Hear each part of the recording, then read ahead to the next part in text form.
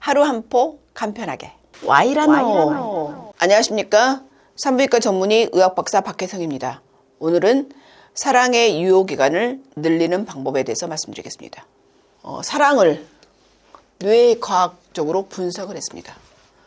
그랬더니 상대방에게 첫눈에 반하는 시간은 10만 분의 15초, 뭐 1초라는 말도 있고, 0.8초라는 말도 있고, 5초라는 말도 있고, 여러 가지 말인데 하여간 굉장히 짧은 시간 동안에 반한다는 거죠. 그리고 대화로 상대방의 매력을 판단하는 시간은 90초에서 4분. 그러니까 이 안에 벌써 쇼부가 다 나는 거죠. 그 다음에 사랑의 지속기간이 90일이라고 했는데, 보통 한 2년 반이라는 말도 있고, 유효기간에서 화학적으로 분석을 했습니다.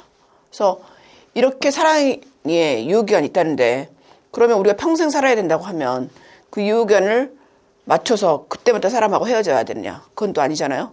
그래서 뇌과학과 그다음에 우리의 지혜가 모아서 사랑의 유효기간을 늘리는 방법에 대해서 고민을 했습니다. 미국의 코넬 대학에서 인간의 행동을 연구하는 연구소가 있는데, 거기에 신시 하잔 박사가 사랑의 유효기간이 900일 거라고 말을 했습니다. 한 3년인 거죠. 이 신시 하잔 박사는 열정적으로 사랑하는데 그 유효기간이 있는데, 폭풍 같은 열정적 사랑은 한 18개월에서 30개월이 지나면 식는다 라고 했습니다.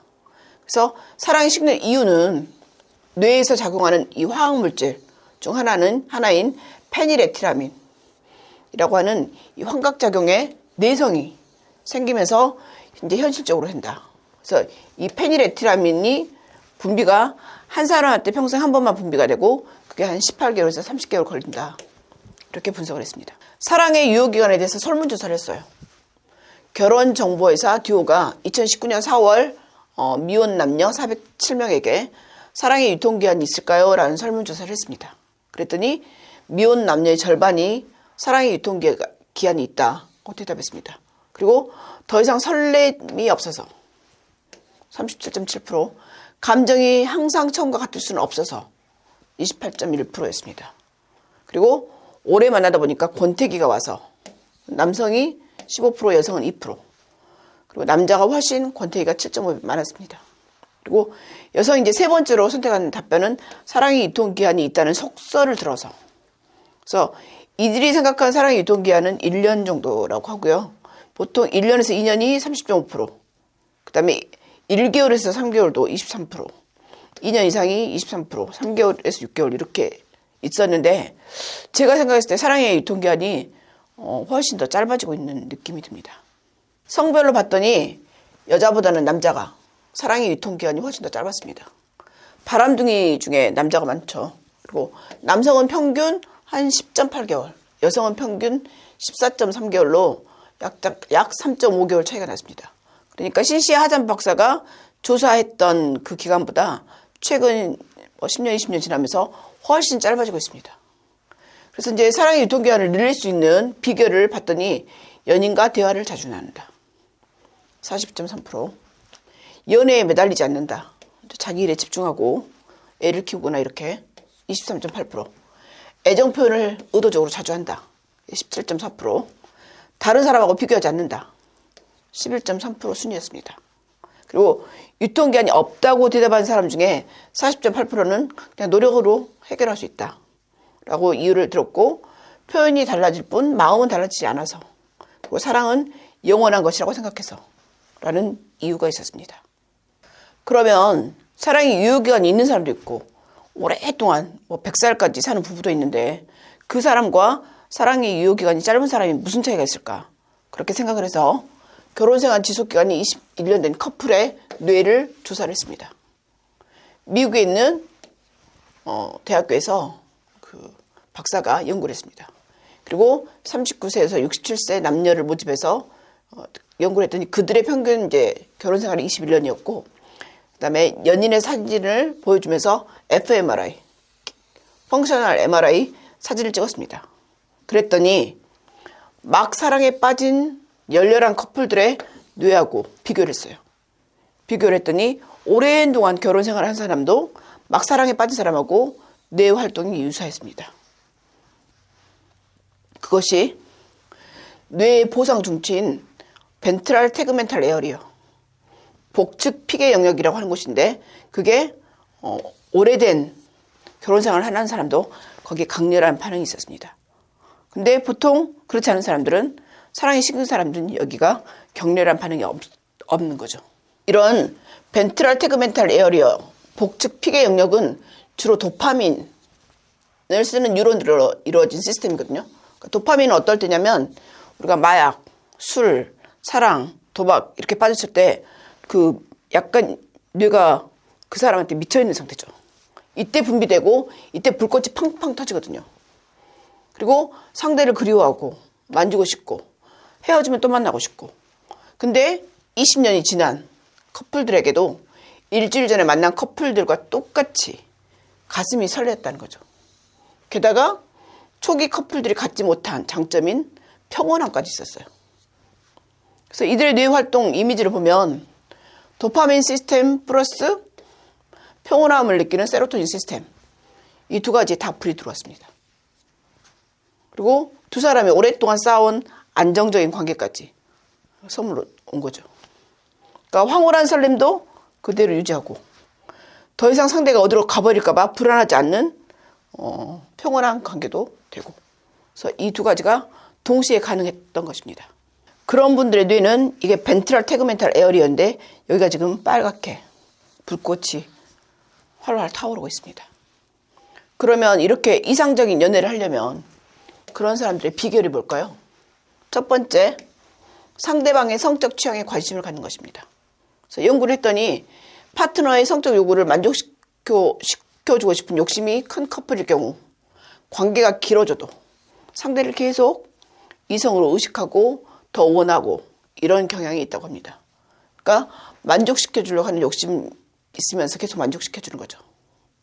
그리고 애인이 모든 걸 다 안다고 생각할 수도 있지만 그 사람의 은밀한 성적 취향이나 판단도 알고 있는지, 그래서 매번 똑같은 섹스만 반복하고 있지 않고 판타지 요소를 넣어서 새로운 활력을 만든다는 것이죠.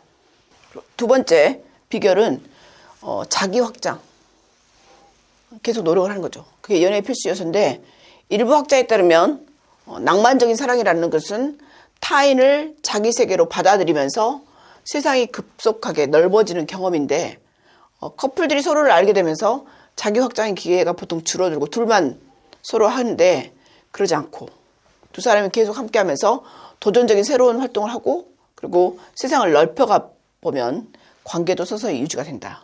그러니까 둘만 잘 지낼 게 아니라 여러 사람들과 또 다른 것도 한다는 거죠.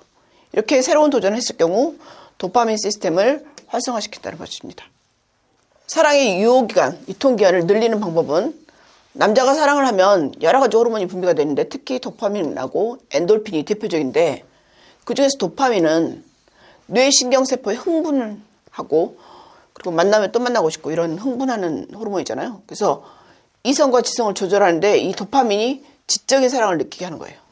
그리고 엔돌핀은 뇌하수처에서 분비가 되는데 기분을 좋아지게 하는 호르몬이죠. 그래서 15초 동안 웃으면 엔돌핀하고 이런 것이 활성화돼서 수명이 이틀 는다. 그래서 이렇게 기분 좋게 하는 호르몬이 분비가 됩니다.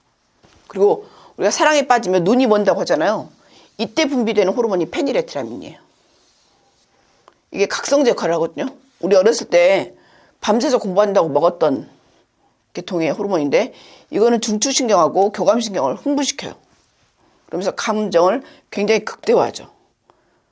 그리고 육체적인 사랑을 느끼면 옥시토신이 분비가 되는데 이건 성욕을 느끼게 하고 스트레스 호르몬을 줄이고 몸의 통증과 긴장을 완화시키는 효과가 있어요. 그래서 이런 호르몬들이 계속 분비가 되게 해주면 유효기간을 늘릴 수 있습니다. 근데 이런 사랑 호르몬은 보통 수명이 2년에서 4년 정도 유지돼요. 남자의 경우는 여자보다는 훨씬 그 수명이 짧죠. 그래서 신체적, 정신적 스트레스를 받으면 또 사랑의 호르몬의 분비가 더 줄고 수명도 더 짧아지죠. 그래서 이제 사랑 호르몬 원료가 들어있는 음식을 먹으면 이제 호르몬 분비를 늘릴 수가 있고 특히 페닐에티라민은 초콜릿에 많아요. 그래서 실제로 초콜릿은 사랑 고백에 많이 쓰이는 음식이기도 하고요. 또 단백질이 풍부한 콩이나 육류 같은 걸 먹으면 도움이 되는데 여기에 들어있는 아미노산이 페닐알라닌이 있는데 이것이 몸에 흡수가 되면서 페닐에티라민으로 변하기 때문에 유효기간을 좀 늘릴 수 있습니다. 사랑의 감정은 다 호르몬의 변화에서 달라지는 거거든요. 누군가가 사랑에 빠졌다고 하면 결국 호르몬의 변화인 거죠. 그래서 이 콩깍지라는 말이 있는데 왜 사랑에 빠진 연인들은 상대방의 단점을 못 보고 너그러워지는 걸까요? 그 이유가 호르몬하고 관계가 있다고 합니다. 사랑을 처음 시작하면 일단 도파민 그리고 페닐에틸아민이 분비가 되면서 자극하고 흥분을 통제하는 각성 호르몬이 주로 분비가 됩니다. 그래서 안 피곤해요. 배가 안 고파요. 특히 암페타민 계통의 일종이면서 천연 각성제라고 불리는 이 페닐에틸아민은 수치가 상승하면서 행복감에 도취가 돼요.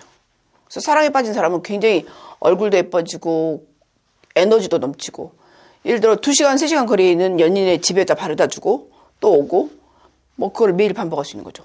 에너지가 넘치는 거예요. 실제로 사람에게 페닐에틸아민을 주사를 했더니 혈당과 혈압도 상승하고 긴장감도 느껴지고 그리고 도파민 분비의 효과가 나오면서 흥분과 유쾌함이 동반되면서 콩깍지, 그 사람의 단점이 안 보이는 콩깍지가 씌워지는 현상이 일어나는 게 됩니다. 그래서 사랑에 빠지면 그 사람의 단점이 하나도 안 보이게 되고 그 사람을 위해서 모든 걸 다 해줄 수 있는 그런 상태가 됩니다. 근데 그런 호르몬이 평생 유지가 된다고 봐요. 사람이 살 수가 없겠죠. 그래서 신은 이런 호르몬의 유통기한을 만들었습니다. 사람마다 편차가 있지만 평균 한 2년에서 4년 정도 분비가 생기다가 이제 줄어듭니다. 이렇게 사랑에 빠졌을 때 분비되는 호르몬은 스트레스 호르몬 일종인데 시간이 지나서 인체가 이제 호르몬에 적응도 하고 내성이 생기면 콩깍지가 벗겨지고 상대방의 단점이 눈에 들어오면서 실은 권태기에 빠지죠. 그럼 이 권태기에 빠졌을 때 사랑이 식었느니 어쩌느니 이렇게 얘기를 하는데 실은 콩깍지가 벗겨지는 현상입니다. 그리고 이 시기에 다시 이제 호르몬이 주는 설렘과 열정을 찾기 위해서 새로운 이성을 이제 만나러 다니는 사람도 있어요. 이런 사람도 이제 바람둥이라고 우리가 말을 하는데 이렇게 열정적인 사랑만을 추구하는 사람은 유효기간이 이 정도밖에 안 갑니다. 더 짧은 사람도 있습니다. 하지만 진정한 행복은 페닐에틸아민만의 작용이 끝난 후에 찾아옵니다. 평화롭고 따뜻하고 이런 행복은 그 후에 찾을 수 있습니다. 시간이 지나면서 이제 체내에 각성 호르몬이 이제 줄어들기 시작해요. 그 대신 사랑 호르몬이라고 불리는 옥시토신이 분비되기 시작합니다. 옥시토신은 행복 호르몬이라고도 불리는데 세로토닌의 분비량을 늘려주고 스트레스 호르몬이 코티솔 분비량을 줄여줍니다. 그래서 긴장감을 풀어줍니다. 또 사람에게 마음을 캄다운하게 해주고 안정을 느끼게 해주고 그 다음에 모성을 느낄 수 있는 모성의 호르몬이라고도 불립니다. 그래서 연인 간의 정서적 유대, 신체 접촉을 통해서 분비량을 늘릴 수가 있고 애정이 듬뿍 담긴 신체 접촉을 하면 옥시토신 분비량을 증가시킬 수 있습니다. 미국의 브링엄 영 대학교에서 주기적으로 애정이 담긴 신체 접촉을 한 다음에 부부에게 옥시토신이 더 많이 분비된다는 것을 알았습니다. 그래서 이 실험에 참가한 4주 동안의 실험 기간 동안에 일주일에 한 30분 이상의 신체 접촉을 했더니 옥시토신 분비량이 증가했습니다. 그래서 2014년 미국 사이언스지에 실린 연구에 따르면 반려견과 눈을 많이 맞춘 경우에도 옥시토신이 300%가 증가했고 그래서 사람하고 친밀하지 않은 사람은 반려견을 키우기도 하는 이유가 되기도 합니다. 그리고 일본의 아자부 대학교에서 반려견뿐만 아니라 신뢰하거나 사랑하는 사람끼리 눈을 맞춰도 옥시토신 농도가 높아진다고 밝혔습니다. 사랑의 구성 요소를 보면 뜨거움만 갖고 되는 게 아니죠. 지속력을 위해서 예일대 교수가 연구를 했더니 사랑을 구성하는 요소는 친밀감, 그리고 열정, 책임감이 모두 있어야 된다고 말을 했습니다. 열정은 세로토닌하고 도파민이 소멸하는 기관하고 맥을 같이 해서 없어져 버리지만 이 친밀감은 꾸준히 상승하다가 점차 속도가 줄어드는 한계가 있고 하지만 열정은 너무 빠르게 뜨겁게 달아올랐다가 싹 식어버리는 영향이 있죠. 하지만 이 책임감은 시간이 경과해도 똑같이 증가하고 관계가 길어지면 더욱 가속화되는 속성이 있습니다. 그래서 이 책임감이 굉장히 중요한 거죠. 책임감이 높은 사람이 사랑을 오래 할 수 있습니다. 스턴버그 연구에 의하면 책임감은 시간에 따라 증가하는 것이고 친밀감은 상승 속도는 줄어들지만 지속 가능한 것으로 확인이 되는 속성이라고 했습니다. 그렇다면 오랫동안 사랑을 하고 가정을 가꾸기 위해서는 열정 플러스 친밀감과 책임감이 그 열쇠가 될 수 있습니다. 시애틀에서 부부 수천 쌍을 10년간 관찰한 결과 행복한 커플은 커플 간의 긍정적인 감정을 많이 갖고 있는 것으로 나타났습니다. 부정적인 감정을 잘 조절하고 일상생활에서 생긴 긍정적인 감정을 잘 저축하는 특징을 보였습니다. 그래서 감사하고 흥분하고 사랑스러움, 평화로움, 유쾌함, 자신감, 활력, 흥미로움, 몰입 등이 긍정적인 감정의 유형이었습니다. 이런 긍정적인 감정은 상대방에게 언제 어떻게 표현하느냐가 중요합니다. 그래서 표현해야 되는 거죠. 서로에게 원하는 사랑 표현의 방식과 빈도가 다릅니다. 그걸 인지하고 여자들은 친한 친구와 손잡고 다니는 것을 꺼리지 않지만 남자들은 어색해하는 것처럼 남녀가 친밀감을 표현하는 방식은 약간 다르고 개인에 따라 또 다릅니다. 그래서 서로가 원하는 표현과 원하는 분량을 알려주고 실천 가능한 만큼 계획하고 행동하는 것이 중요하겠습니다. 오늘은 사랑의 유효기간을 늘리는 방법 첫 번째 시간이었습니다.